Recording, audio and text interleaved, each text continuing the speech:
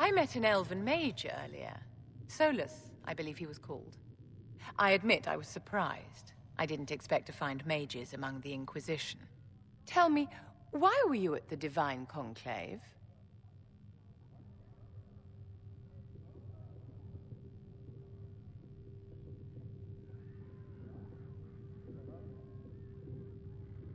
The war benefits no one. It must end, and order must be restored. If only the rebels saw things so clearly. Justinia's death has shattered the balance of power in Thedas. If it is not restored quickly, countless lives will be lost. Mages, Templars, innocent people of all kinds now look to the Inquisition to decide their fate.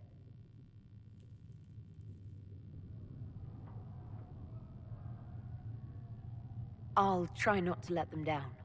Failure is a luxury we cannot afford, my dear.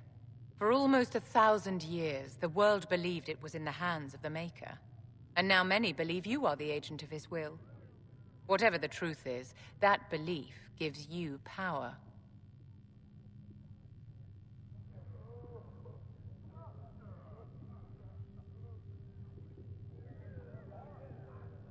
If that's true, then I'll put it to good use. I suppose we'll see. I've stolen enough of your time, my dear. Don't let me keep you. Yes?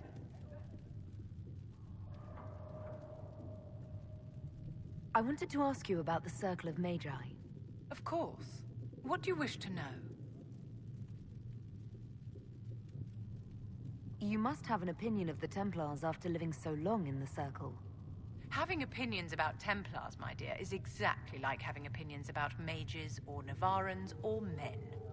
I have known some who were impossible to endure and some who were utterly charming. I have suffered insults at the hands of those in the armor, but no more than I endured from nobles or tradesmen in Val Royaux. Personally, I have found the Templars a useful tool, skilled at keeping more unpleasant elements at bay. If the Circle disbanded, how can you still belong to it? The Circle is an idea, my dear, and an idea cannot be dissolved. Many of the first enchanters voted for rebellion, caring little that anything short of a unanimous decision would pit mage against mage. Rather than dissolving it, Grand Enchanter Fiona's vote split the Circle in two. The rebels follow her, the loyalists follow me. If you led all the loyalists, why are you only First Enchanter and not Grand Enchanter? Grand Enchanters are elected, and since there are no First Enchanters besides myself, no vote can be held.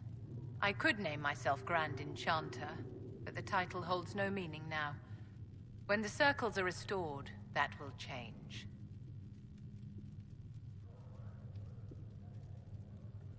What was it like to live in a circle? My dear, your question is the root of all problems with mages. I cannot tell you. Every circle was different. Their Templars were different, their politics unique. And every person within each tower had an experience of circle life unique to themselves. Some people suffered and some were content. Some were cruel, some compassionate, and some indifferent. The same is true of people everywhere, in all circumstances, whether they are mages or not. So tell me about your personal experience with the Circle. I enjoyed life in the Montsimard Circle, my dear. It was an edifice devoted to knowledge and refinement. And mages need the company of other mages. No one else can truly understand the challenges we face, nor see the world as we do. You must have been under constant supervision, being forced by Templars to live in the tower. Was that hard to endure? My dear, I have a suite in the palace and a wing at my dear Duke Bastien's estate. I have never been forced to live anywhere. Most circles allowed mages to live away from the tower, either on their own or in service to the nobility. All that was required was permission from the first enchanter. Some circles were harsher in their restrictions.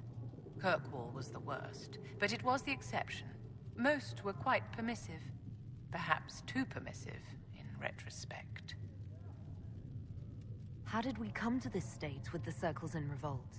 A failure of perspective that infected Circle leadership. Mages lived solely in a world of Templars and mages. They could not even imagine what was beyond the tower walls. Kirkwall gave the world a reason to remember its fear of magic. A mage killed hundreds with a snap of their fingers. Across Thedas, a new tangible fear of magic grew. Commoners and nobles alike called out to the Chantry for protection. But the malcontents in the towers thought nothing of this. They cared only for themselves and for their anger at the new Templar restrictions. When a mage attempted to assassinate Divine Justinia, again, the mages protested the investigation. The leadership chose to vote on independence based on the intolerable conditions imposed by the Templars, sparing no thought to the fact that magic was more feared in the aftermath of these attacks than it had been since Tevinter's day. So long as they had their freedom, they could care little for riots, angry mobs, or about pitting mages against each other.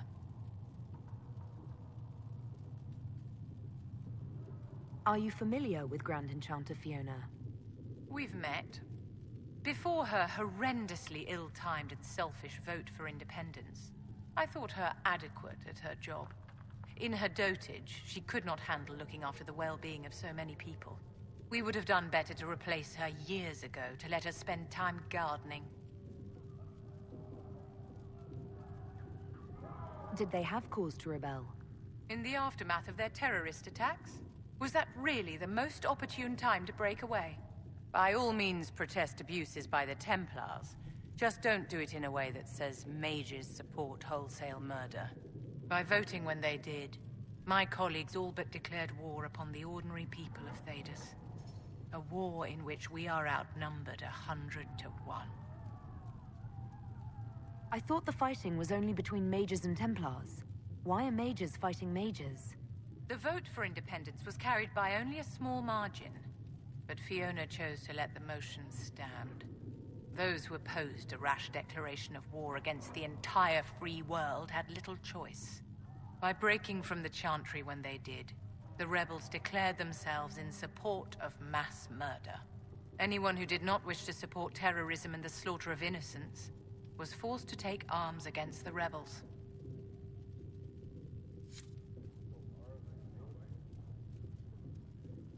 Yes?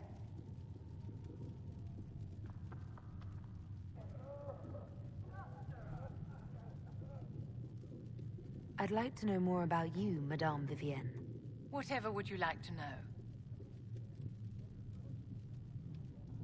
Your accent's not Orlesian. Where exactly are you from? I am from the Circle, my dear. One's country of origin rarely matters there. But if you must know, I was born in Wycombe in the Free Marches. I was sent to the Ostwick Circle, but I transferred to Monsignor while still an apprentice. I'm curious how a Circle mage winds up a courtier. Nobody winds up at court, my dear. It takes a great deal of effort to arrive there.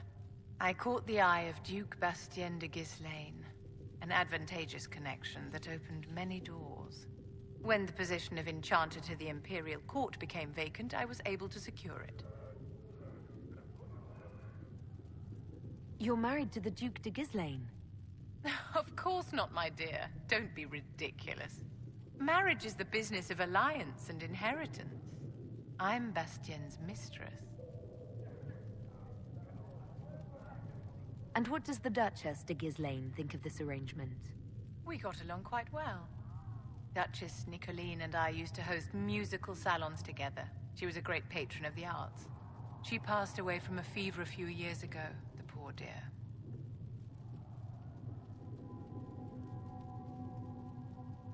What duties does a court enchanter have?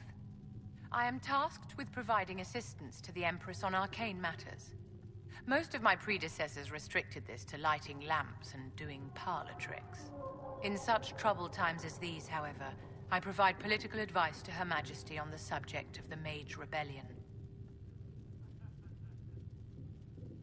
Do you think that you and I might someday...